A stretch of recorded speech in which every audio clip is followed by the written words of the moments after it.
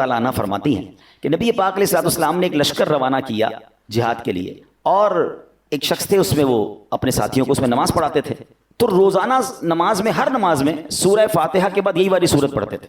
جب لشکر واپس آیا تو نبی پاک علیہ الصلوۃ والسلام سے کسی نے بات ذکر کر دی، حضور یہ جو ہمارے امام صاحب تھے یہ تو ہر نماز کی ہر رکعت میں سورہ فاتحہ کے بعد یہی سورت پڑھتے تھے۔ تو پیارے آقا علیہ الصلوۃ والسلام نے انہیں بلایا، فرمایا اس سے پوچھو کیوں ایسا کرتے تھے؟ تو جب لوگوں نے ان سے پوچھا، فرمایا یہ سورت تو رحمان کی صفت ہے، اس وجہ سے مجھے بڑی پسند ہے، میں پڑھنا پسند کرتا ہوں۔ تو نبی پاک نے فرمایا کہ اسے بتا دو کہ اللہ تعالیٰ بھی اس سے محبت فرماتا ہے۔ یہ ایسی سورت ہے کہ جو اس سے محبت کرتا ہے، جو اس کو زیادہ پڑھتا ہے، اسے رب بھی محبت فرماتا ہے۔ ہائے ہائے، نبی پاک علیہ الصلوۃ والسلام سے ایک شخص نے عرض کی، حضور مجھے اس سورت سے بڑی محبت ہے۔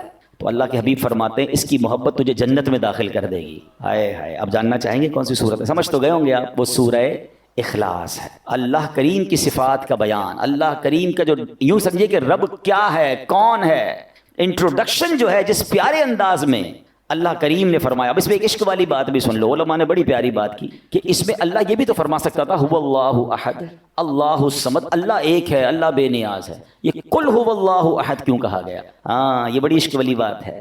اللہ نے اپنا ذکر بھی اپنے حبیب کی زبان سے کروایا ہے، بلکہ بڑی پیاری بات ہے نا کہ وہ ایک شعر آپ سنتے ہوں گے کہ دساں کی میں مصطفیٰ دی کیڑی سونی شان ہے، آپ دی تعریف وچ سارا ہی قرآن ہے۔ تو لوگ کہتے ہیں سارا ہی قرآن نبی پاک کی تعریف میں ہے یا نبی پاک کا ذکر ہے۔ سورہ اخلاص میں اللہ کے نبی کا تعارف بتاؤ کہاں ہے؟ اللہ کے نبی کا ذکر کہاں ہے؟ یہ تو اللہ کا ذکر ہے۔ تو جن کی آنکھیں کچھ اور دیکھتی ہیں وہ کچھ اور دیکھتی ہیں۔ عشق والوں کو تو صاف صاف نظر آ رہا ہے کہ رب اپنی ربوبیت کا اعلان بھی کر رہا ہے تو محبوب کی زبانی کر رہا ہے، اے محبوب کہہ دو اللہ ایک ہے، انہیں سمجھا دو اللہ بے نیاز ہے، کل کہہ کے اپنی بات بھی لب سے تیرے سنی، اللہ کو ہے کتنی تیری گفتگو پسند۔ اللہ کے حبیب کو رب نے ارشاد فرمایا محبوب ان سے کہیے، سوال کر رہے ہیں نا آپ سے، آپ ہی نے جواب دیجئے۔ اور اب وہ جواب کیا ہے؟ کیا کمال کی صورت ہے، توحید الہی کا شاندار بیان ہے، اللہ کریم کی ذات کی زبردست یوں سمجھے کہ تعارف ہے۔ اللہ فرماتا ہے قل هو اللہ احد اللہ الصمد لم یلد ولم یولد ولم یکن له کفوا احد۔ تم فرماؤ اللہ ایک ہے، اللہ بے نیاز ہے، نہ اس نے کسی کو جنم دیا اور نہ وہ کسی سے پیدا ہوا اور کوئی اس کے برابر نہیں ہے۔ یہ عقیدہ توحید کو پکار پکار کر یہ سمجھے بیان کرنے والی یہ سورت ہے، اور اللہ کرے یہ ہمارے دل میں نقش ہو جائے۔ میں اس سورت کے بارے میں کچھ عرض کرتا ہوں، لیکن پہلے میں اس کی کچھ فضیلتیں بھی بتا دوں، اس کو اپنا ورد بنا لیں۔ تو اب اس سورت کی فضیلت کیا ہے پہلے یہ سن لیتے ہیں، پھر اس کو ڈیفینیشن کی طرف آتے ہیں۔ سبحان اللہ، حضرت ابو سعید خدری رضی اللہ عنہ راوی ہیں، نبی پاک علیہ الصلوۃ والسلام نے ارشاد فرمایا کیا تم میں سے کوئی اس سے عاجز ہے کہ وہ رات میں قرآن مجید کا تہائی حصہ پڑھ لے؟ 1/3 آف قرآن ہے تم میں سے کوئی جو پڑھ سکے؟ تو صحابہ کرام نے عرض کی کہ حضور یہ بات تو مشکل معلوم ہو رہی ہے۔ عرض کی یا رسول اللہ ہم میں سے کون اس کی طاقت رکھتا ہے؟ تو پیارے آقا علیہ الصلوۃ والسلام نے فرمایا سورہ اخلاص تہائی قرآن کے برابر ہے، یعنی اگر کوئی 3 بار سورہ اخلاص پڑھ لے نا تو اسے پورا قرآن پڑھنے کا ثواب ملتا ہے۔ پورے 3 منٹ نہیں لگتے۔ اگر یہ سیکنڈوں اور منٹس کی اہمیت پتہ چل جائے نا، جن کے گھنٹوں موبائل پر فضول گزر رہے ہیں، گھنٹوں جناب گپ شپ پہ گزر رہے ہیں، کھانے کی ٹیبل پر بیٹھتے تو اٹھتے نہیں، چائے پیتے تو کھڑے نہیں ہوتے، اتنے ٹائم ہے ہمارے پاس، جس کو سمجھ آ جائے کہ میں 3 منٹ میں پورے قرآن پاک پڑھنے کا ثواب حاصل کر سکتا ہوں، اور میرے نبی کا وعدہ ہے نا تہائی قرآن کے برابر ہے، تو پڑھتے رہا کریں۔ اور اس میں اللہ کا ذکر بھی ہے، اللہ کی شان کا ذکر بھی ہے۔ بندہ اگر اس ترجمے کے ساتھ پڑھے تو محبت الہی اور انکریز ہوتی ہے اور اللہ پر یقین بڑھ جاتا ہے۔ آج کے دور میں تو توحید پر، ایگزسٹنس آف اللہ سبحانہ و تعالیٰ پر بار بار ذکر کرنے کی حاجت ہے۔ انفارچونیٹلی آج کل ایتھیزم اتنا بڑھایا جا رہا ہے، ہمارے اسکول میں، ہمارے کالجز میں، جناب تعلیمی اداروں میں، پہلے تو بیرون ملک کے بارے میں سنتے تھے، اب تو معاذ اللہ پاکستان میں بھی یہ سننے کو مل رہا ہے کہ بڑی سازش کے تحت ایسے کوسچن نوجوانوں کے ذہنوں میں کریٹ کیے جاتے ہیں کہ وہ کنفیوز سے نظر آتے ہیں، چونکہ علم سے دور ہیں، علماء سے دور ہیں، قرآن سے دور ہیں، تو پھر خود ہی جناب ان کے ذہنوں میں سوال آتے ہیں۔ آج انشاءاللہ اللہ تبارک و تعالیٰ کی شان، اللہ خالق و مالک ہے، اس کے دلائل بھی سنیں گے اور ہمارے ایمانوں کو اور مضبوط کریں گے۔ اب آئیے ذرا اس سورت کے بارے میں پہلے سمجھتے ہیں۔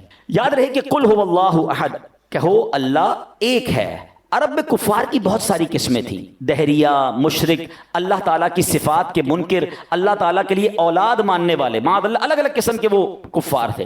تو اس صورت میں سب کی تردید کر دی، هو اللہ فرمانے میں دہریوں کی تردید کر دی، وہ کہتے ہیں اللہ، کوئی اللہ ہے ہی نہیں دنیا میں، کوئی خالق ہی نہیں ہے، ان کی تردید کر دی کہ اللہ ہے اور ایک ہے۔ احد فرمایا، مشرکین کا رد کر دیا جو بتوں کی پوجا کرتے تھے، کہتے ہیں اللہ بھی ہے بت بھی ہے، معاذ اللہ، ان سب کا رد کر دیا۔ اور پھر اللہ اکبر، بقیہ آیات میں بقیہ کفار کا رد کیا، وہ اللہ ایک ہے، ربوبیت اور الوہیت میں عظمت و کمال کی صفات کے ساتھ موصوف ہے، اس کی نہ کوئی مثل ہے، نہ نظیر ہے، نہ شبیہ ہے، اس کا کوئی شریک نہیں ہے۔ پھر آگے فرمایا اللہ الصمد، اللہ بے نیاز ہے، کھانے پینے سے بے نیاز ہے، ہمیشہ ہے، ہمیشہ رہے گا، کسی کام میں کسی کا حاجت مند نہیں ہے۔ اور آگے فرمایا لم یلد ولم یولد، نہ اس نے کسی کو جنم دیا نہ وہ کسی سے پیدا ہوا۔ تو اب یہ ان لوگوں کا رد ہے جو معاذ اللہ کبھی حضرت عیسیٰ کو اللہ کی اولاد مانتے تھے یا فرشتوں کو اللہ کی بیٹیاں مانتے تھے، ان سب کا رد کیا، اللہ کی کوئی اولاد نہیں، اللہ کسی سے پیدا نہیں ہوا۔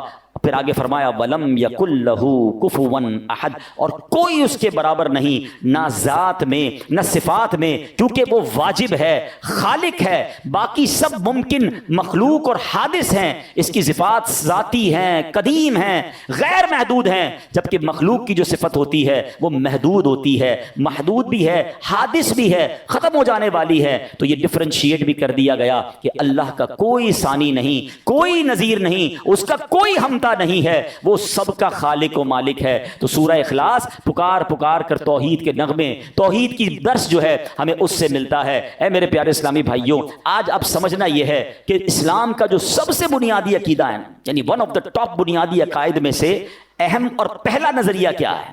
وہ عقیدہ توحید ہے۔ توحید تمام عقائد کی اصل اور جڑ ہے۔ جس طرح درخت کا وجود شاخ سے نہیں ہوتا، شاخیں تو اگتی رہتی ہیں، درخت کا وجود جڑ سے ہوتا ہے۔ میرے اور آپ کے ایمان کی جو جڑ ہے نا، وہ توحید الہی ہے۔ یاد رکھیے گا، یاد رکھیے، عقیدہ توحید پر ایمان لائے بغیر کوئی مسلمان نہیں ہو سکتا۔ جو لوگ ایک سے زیادہ خدا ہونے کے قائل ہیں، اللہ پاک نے ان کے کفر کا صاف اعلان فرمایا۔ اللہ قرآن مجید میں ارشاد فرماتا ہے لَقَدْ كَفَرَ الَّذِينَ قَالُوا إِنَّ اللَّهَ ثَالِثُ ثَلَاثَةٍ وَمَا مِنْ إِلَٰهٍ إِلَّا إِلَٰهٌ وَاحِدٌ، بے شک کافر ہیں وہ جو کہتے ہیں اللہ تین خداؤں میں کا تیسرا ہے، اور خدا تو نہیں مگر ایک خدا۔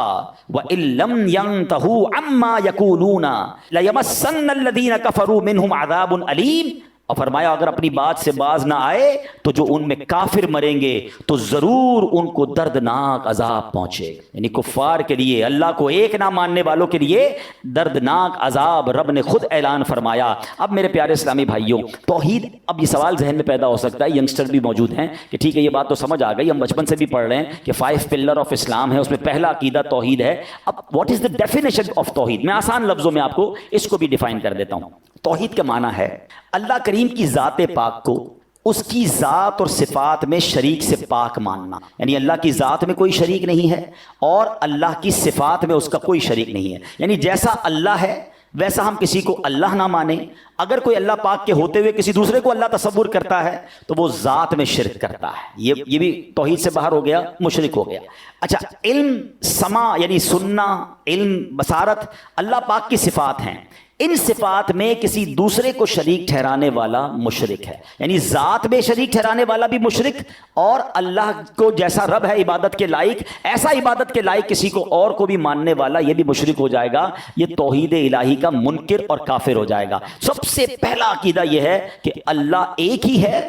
پہلے تو اب یہ ڈیفیٹ کرنا ہوگا کہ اللہ ہے اور اللہ ایک ہی ہے، وہی عبادت کے لائق ہے، نہ اس کی ذات میں کوئی شریک ہے نہ اس کی صفات میں کوئی شریک ہے۔ دس از ایکچوئل ڈیفینیشن آف توحید جو ہمیں سمجھنی ہے۔ اب اس کو تھوڑا سا مزید آگے لے کر چلتے ہیں۔ علامہ ابراہیم بن محمد باجوری رحمۃ اللہ تعالی فرماتے ہیں اللہ پاک اپنی ذات اور صفات میں تنہا واحد ہے، یعنی اس کا کوئی نظیر نہیں ہے۔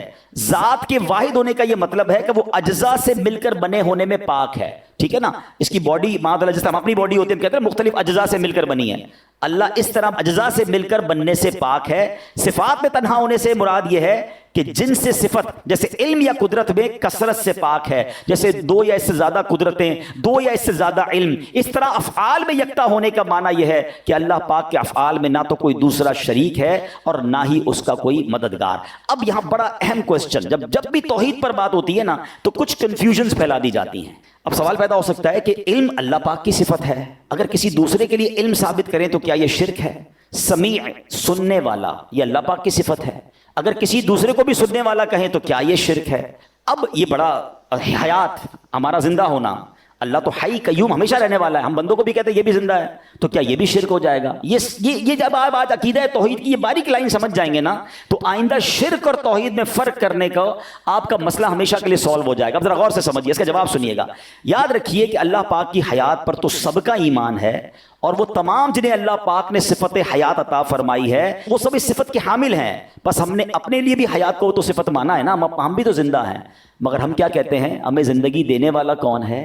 ہماری زندگی ٹیمپریری ہے، ہماری زندگی دینے والا کون ہے؟ اللہ تعالیٰ ہے۔ اللہ بھی حی ہے، اس وقت میں بھی زندہ ہوں، آپ بھی زندہ ہیں، مگر ہمیں زندگی دینے والا رب ہے، اور رب کو زندگی دینے والا کوئی نہیں ہے، وہ ساری کائنات میں زندگی بانٹنے والا ہے، مگر میری زندگی محدود، میری حیات محدود، میں نہیں تھا، معدوم تھا اور اس دنیا میں آیا ہوں۔ دنیا میں پہلے ہم نہیں تھے، we are not existing، ہم ایگزسٹ نہیں کر رہے تھے، ہم نہ ہونے سے ہونا ہوئے اور تھوڑے عرصے بعد پھر نہ ہونا ہو جائیں گے، معدوم سے حاضر ہوئے، ظاہر ہوئے، پھر معدوم ہو جائیں گے۔ اللہ ایسا نہیں معاذ اللہ کے پہلے رب نہیں تھا پھر رب آیا، رب ہمیشہ سے ہے، ہمیشہ رہے گا۔ جس دن یہ ڈفرینشیٹ آپ نے کر لیا تو پھر تو یہ شرک نہ ہوا۔ اگر کوئی یہ مانے جیسا اللہ حی ہے، جیسا اللہ قیوم ہے، جیسا اللہ کی حیات ہے ایسا اس بندے کی حیات ہے، پھر تو یہ صاف شرک ہو جائے گا، اور دنیا میں کوئی کسی کے لیے ایسا نہیں مانتا۔ بالکل اسی طرح اللہ سمیع ہے، سننے والا ہے، میں بھی سن رہا ہوں، آپ بھی سن رہے ہیں، کسی کے ذہن میں خیال نہیں آتا کہ یار یہ شرک ہو رہا ہے، اس لیے شرک نہیں ہو رہا کہ اللہ کا سننا سبحان اللہ اس کی شان اور ہے۔ اللہ نے ہمیں یہ سعادت دی ہے کہ ہمارے کان سنتے ہیں، مگر ہم نے اللہ سے لیا ہے، اللہ نے کسی سے نہیں لیا ہے۔ ہمارے علم جو ہے، کئی لوگ علماء ہوتے ہیں، دنیا کے علوم بھی سیکھتے ہیں، اللہ بھی علیم ہے، نام سنا ہے نا رب کا علیم، علیم الخبیر، اللہ خبردار بھی ہے، عیبوں پر بھی خبر، غیبوں پر بھی خبردار ہے، اور اللہ علیم ہے، تو اللہ علیم علم والا ہے۔ آج لوگ کہتے ہیں یہ بھی بڑے عالم صاحب ہیں، تو کیا شرک ہو جائے گا؟ نہیں جناب، ان کا علم محدود ہے، رب تو علم دینے والا ہے۔ جب اس بات کو آپ سمجھ جائیں گے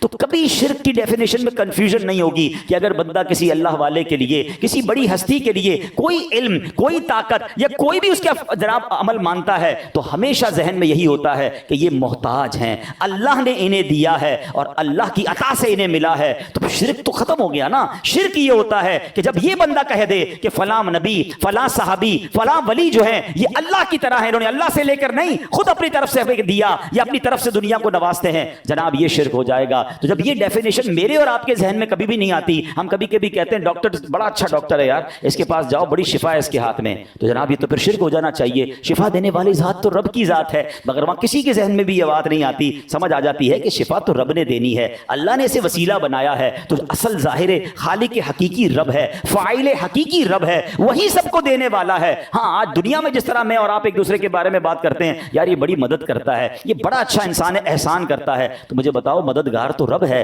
اللہ دینے والا ہے، آپ کیسے کسی بندے کے بارے میں کہہ سکتے ہیں یہ مدد کر رہا ہے؟ تو جناب آپ کہیں گے یار یہ تو بندے کی مدد ہے، اس کو بھی تو رب نے دیا ہے، یہ اللہ کا محتاج ہے، اللہ نے اسے دیا تو یہ میری مدد کرتا ہے، اللہ نے طاقت دی ہے اس لیے یہ سپورٹ کر رہا ہے۔ تو یہی تو بات شرک اور توحید میں سمجھنے والی ہے۔ کچھ لوگوں نے جناب شرک کی تسبیح پکڑ لی ہے، ہر کام کے اندر شرک شرک کہا کرتے ہیں۔ شرک یہ نہیں ہے، ذات میں کوئی کسی کو شامل کر لے یقیناً مشرک ہے، اللہ کے سوا کسی اور کو عبادت کے لائق سمجھے وہ مشرک ہے، اور اللہ کی صفات میں کسی کو شامل کر لے کہ جیسا رب ہے، خالق ہے، جیسا مالک ہے، جیسا اس کا سب کچھ ہے، ایسا ہی کسی کو مانے گا تو یقیناً وہ مشرک ہو جائے گا۔ مگر الحمدللہ مسلمانوں کا یہ عقیدہ نہیں ہوا کرتا۔ اللہ والوں کے لیے بھی جب بھی وہ ان کی طرف کسی ان کے کمال کی طرف یا ان کے کسی اعلیٰ وصف کی طرف توجہ کرتے ہیں تو ذہن میں یہی ہوتا ہے یہ اللہ کے نیک بندے ہیں، عبادت کر کے بڑا مرتبہ پا لیا ہے، اللہ نے انہیں اپنے کمال سے، اللہ نے اپنی قدرت سے انہیں کچھ عطائیں فرمائی ہیں، تو یہ جناب ہم لوگوں سے آگے ہیں، مگر رب کے یہ بھی محتاج ہیں، اللہ کی عطا کے بغیر کوئی کسی کی کوئی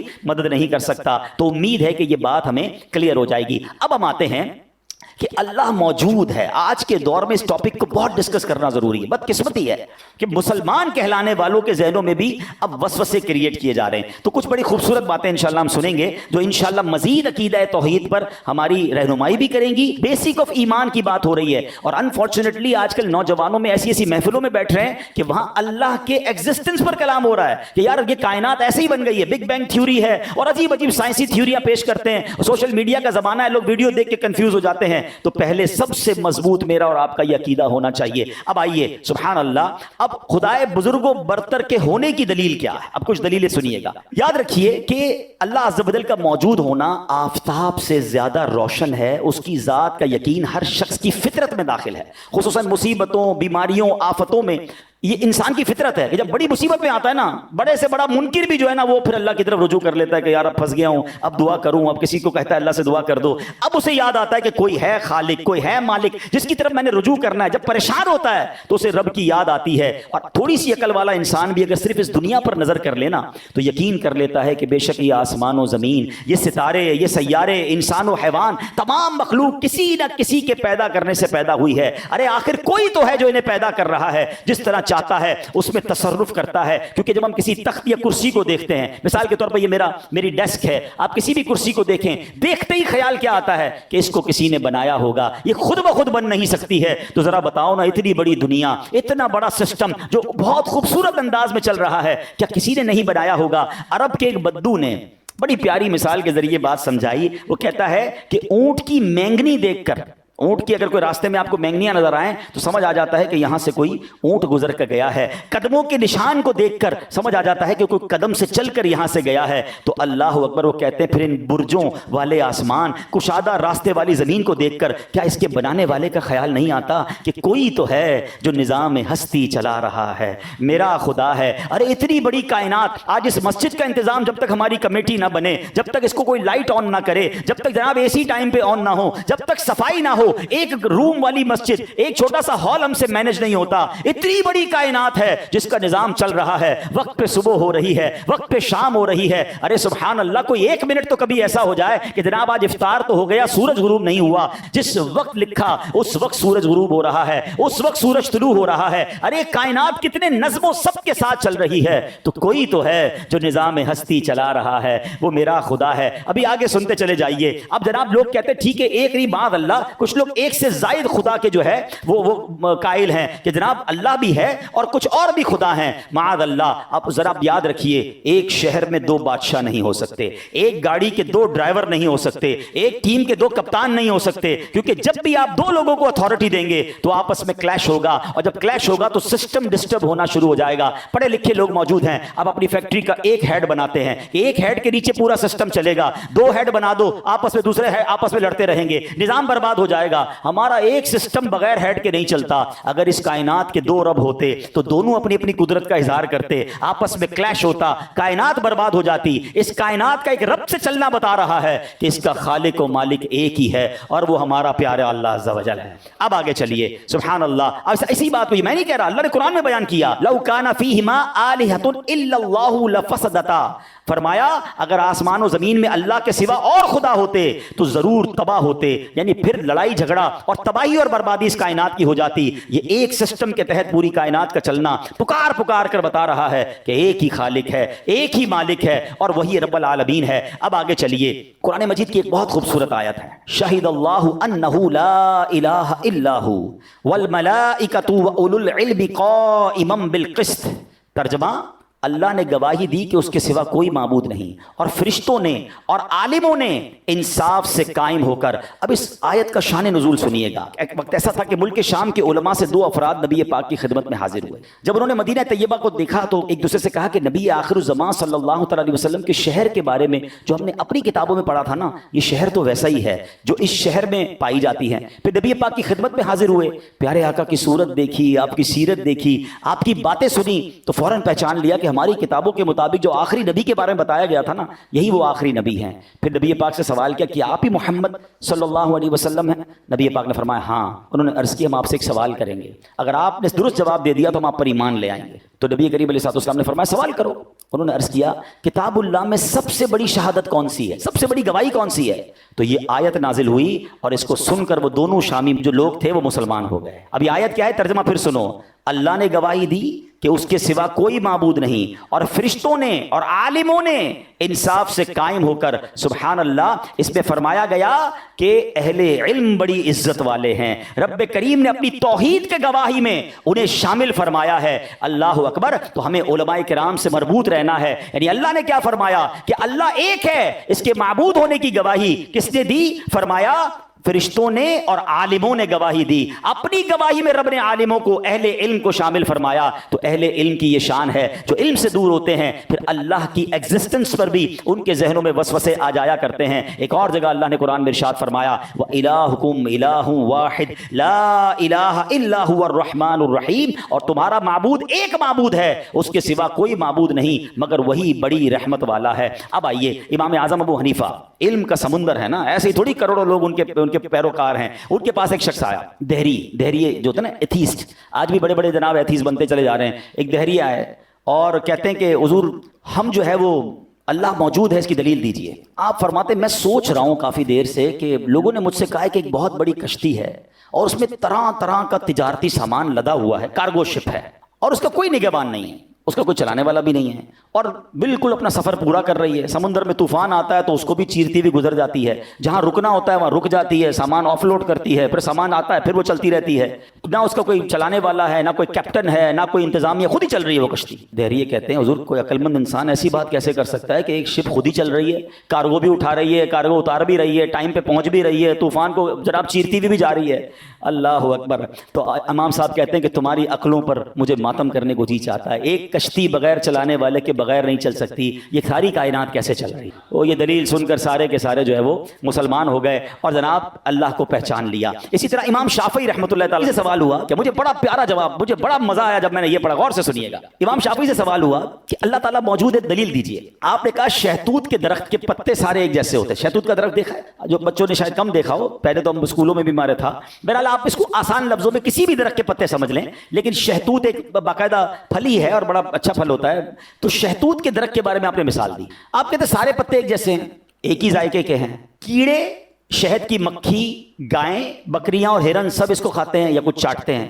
فرمایا اسی پتے کو کھا کر اگر کیڑا کھاتا ہے ریشم کا تو اس سے ریشم بن جاتا ہے. شہد کی مکھی اسے چاٹتی ہے تو اس سے شہد بن جاتا ہے. ہرن اسے کھاتا ہے تو اس کے اندر مشک بن جاتا ہے. ہرن کے اندر ایک مشک ہوتا ہے, نافع ہوتا ہے, جو بڑی زبردست خوشبو ہوتی ہے. فرمایا گائیں بکریاں کھاتی ہے تو مینگنیاں نکالتی ہیں.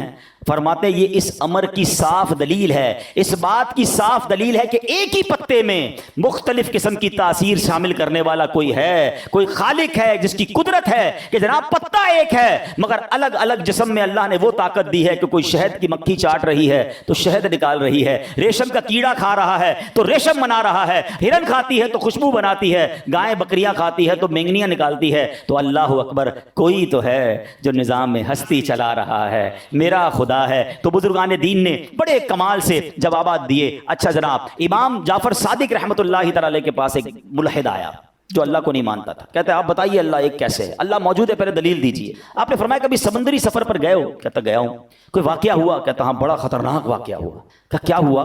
کہ ایک دن سمندری سفر کے درمیان میں تھا تو بڑا طوفان آیا, میری کشتی ٹوٹ گئی, کئی لوگ ڈوب گئے اور میں جو ہے وہ ٹوٹی ہوئی کشتی کے تختے کو پکڑا. تو امام جعفر صادق نے فرمایا کہ پہلے تو سمندری سفر جب تم نے شروع کیا تو کس پر بھروسہ تھا؟ کشتی پر بھروسہ. کشتی ٹوٹ گئی, تختے کو پکڑ لیا, اب کس پر بھروسہ تھا؟ کہ حضور اب میرے تختے پر بھروسہ تھا. جب یہ ختم ہو گئے تو پھر کیا ہوا؟ وہ کہتے ہیں حضور یہ ہوا کہ مجھ سے تختہ بھی چھوٹ گئے ہیں, اب میں تنہا, سمندر کی موجیں ہیں. فرمایا اس وقت کس پر بھروسہ تھا؟ جو اس وقت میں زندہ رہنے کا جو بھروسہ تھا نا, جو امید کی کرن تھی, وہی اللہ تبارک, وہی اللہ کی شان ہے کہ جب سارے اسباب ختم ہو جائیں پھر بھی دل میں ایک ہوپ باقی رہتی ہے کہ کوئی ہے جو مجھے بچا لے گا, کوئی ہے جو مجھے نکال لے گا. فرمایا وہی جو تمہیں تختہ بھی ختم ہونے پر امید دلا رہا تھا وہی رب عز و جل کی قدرت ہے. مان لو کہ اللہ نے تمہیں بچایا ہے. وہ ملحد کہتا ہے جناب آپ نے بالکل صحیح بات کی. کشتی پہ گیا تو کشتی بڑی مضبوط تھی, میرا بھروسہ کشتی پر تھا, مجھے پتا تھا چلانے والے بھی مضبوط ہیں اور ان کو سوئمنگ بھی بڑی اچھی آتی ہے, مگر طوفان آیا تو کشتی ٹوٹ گئی, میرے سامنے بڑے بڑے سوئمر ڈوب گئے. اب میں نے تختہ پکڑ لیا, میں نے کہا یہ تختہ مجھے بچا لے گا.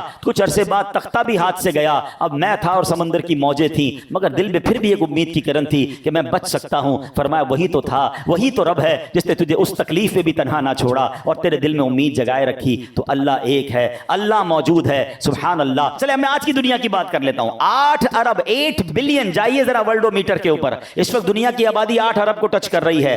8 ارب لوگ اس دنیا میں موجود ہیں. ہم اس وقت مسجد میں کتنے لوگ ہیں, آپ نے پوری دنیا میں ٹریول کیا ہوگا, کبھی آپ کو ایک جیسا دوسرا بندہ نہیں ملا ہوگا. یہ کیسے ڈرائنگ ہے, یہ کیسی جناب اللہ کی قدرت کے شاہکار ہیں. ارے کہیں اور نہ دیکھو, اپنی ذات میں اللہ کی قدرت کو تلاش کرے تو بندہ حیران ہو جاتا ہے. کبھی آپ کو اس کو ایکسپیرینس کرنا ہو نا, اگر یہاں پر میرا خیال ہے وہ بیٹھے ہوں, آرکیٹیکچر لوگ بیٹھے ہوں جن کو ڈرائنگ وغیرہ کرنے کا تجربہ ہوتا ہے, کبھی ان سے پوچھیں کہ الگ الگ شیپ بنانا کتنا مشکل ہے. ان کو کہو 200 قسم کی بلڈنگیں بنا دو, وہ پریشان ہو جائیں گے کہ بھائی 10-15 بنوا لو, 20 بنوا لو, 200 اچھا 2000 بنا دیں, کہیں گے پاگل ہو گئے ہو, 20,000 بنا دیں, اور پریشان ہو جائیں گے. زندگی میں کچھ ایک ہی جیسی چیزیں بہت ساری نہیں بنائی جا سکتی. آپ نے بنگلوں کی ڈیزائن بنائی ہوں گی, اپنے گھر بنائے ہوں گے, گھر کو کتنی طریقے سے ڈیزائن کر سکتے ہیں آپ, کتنے شیپ بنا سکتے ہیں. کبھی کاغذ کا پین لے کے بیٹھیے, آپ کو خیر انسانی تصویر تو نہیں بنانی چاہیے, آپ اپنا ذرا کھانے بنائیے, ٹرائنگولر بنا لیں گے, اسکوائر بنا لیں گے, سرکل بنا لیں گے, اور بنائیے, کتنے بنائیں گے.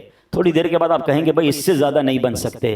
اللہ اکبر, روز دنیا میں ہزاروں لوگ پیدا ہو رہے ہیں, روزانہ نئی شکل کے ہیں. اچھا صرف شکل الگ نہیں ہے, ہاں ہماری آواز بھی الگ ہے. دیکھا ہے دوسری آواز والا, ہم آواز سے فون پہ پہچان لیتے ہیں. السلام علیکم کہتے ہیں, ہاں بھائی کیسے ہیں, حبیب بھائی, سلمان بھائی, صادق بھائی, فوراً کلک کیوں ہوتا ہے. آواز بھی ان 8 ارب لوگوں کی الگ ہے. ابھی رکو, ابھی آگے چلتے ہیں, ابھی آگے صرف آواز الگ نہیں ہے, ہمارے فنگر پرنٹس الگ ہیں. کبھی دیکھا ہے اب تو ایئرپورٹ کے اندر اب چیکنگ ہی فنگر پرنٹ کی ہونے لگی ہے. یعنی اتنی ایک انگوٹھا ہے, مجھے بتاؤ تو صحیح, 8 ارب لوگ. اچھا یہ 8 ارب تو میں کہہ رہا ہوں نا, اربوں چلے گئے اور اربوں آئیں گے. میرے رب کی قدرت کا شاہکار تو دیکھیں. سائنس اللہ کی قدرت کو کیسے ایکسپٹ کر رہی ہے کہ یار انگوٹھے سب کے الگ ہوں گے, کبھی دوسرا انگوٹھا ایک دوسرے کا میچ نہیں ہو سکتا. صرف انگوٹھے نہیں, ہماری آئی کی جو آنکھ کے اندر پتلی ہے, اب تو آئی اسکیننگ شروع ہو گئی نا ایئرپورٹ پہ, کہ آنکھوں کی تصویر لے کے پتہ چل جاتا ہے بندہ کون ہے. تھوڑے عرصے کی بات ہے, یہ پاسپورٹ وغیرہ سب ختم ہو جائیں گے, صرف آپ کی آنکھ ہوگی. اب دنیا میں کئی جگہوں پر فنگر پرنٹ پہ آپ کے کریڈٹ کارڈ آ چکے ہیں, آپ فنگر پرنٹ دیں اور پیسے لے جائیں, پیسے دے دیں, بینک اکاؤنٹ چل رہے ہیں, کیونکہ آپ ہیں, ہمیں پتا ہے. اصل تو یہ چاہیے ہوتا ہے نا کہ کارڈ والا بندہ ہے کہ نہیں, اب کارڈ کیوں سنبھالوں, پاسپورٹ کیوں سنبھالوں, آگے جا کے سب یہ ختم ہو جانا ہے. یہ سب آپ کی آئی اسکیننگ اور فنگر پرنٹ پہ چیزیں آ جائیں گے, کیونکہ ان کو بندہ معلوم کرنا ہوتا ہے. دیکھیں نا موبائل پہ کئی اکاؤنٹ سے جو آئی اسکیننگ سے کھل جاتے ہیں, اب آنکھ دکھاتے ہیں وہ کھلتا ہے پیمنٹ ٹرانسفر, کوئی سائن نہیں, کوئی سگنیچر نہیں, فنگر پرنٹ پہ پیمنٹ ٹرانسفر. اٹ مینز بندہ وہی ہے جس کے پیسے ہیں. اللہ اکبر, یہ میرے رب نے ایک جسم کے اندر سسٹم لگایا ہے. میں ایک بار ایک تھیوری پڑھ رہا تھا کہ ہاؤ ٹو ڈفرینشیٹ کاربن ڈائی آکسائڈ اور آکسیجن کو آپس میں الگ الگ کیسے کر سکتے ہیں. یعنی یہ جو ہوا ہے اس میں سے کاربن ڈائی آکسائڈ کو الگ کریں اور آکسیجن کو الگ کریں. کووڈ کے زمانے میں آپ نے دیکھا ہوگا بڑی مشینیں آئی تھیں کہ جناب اپنے ساتھ رکھیں,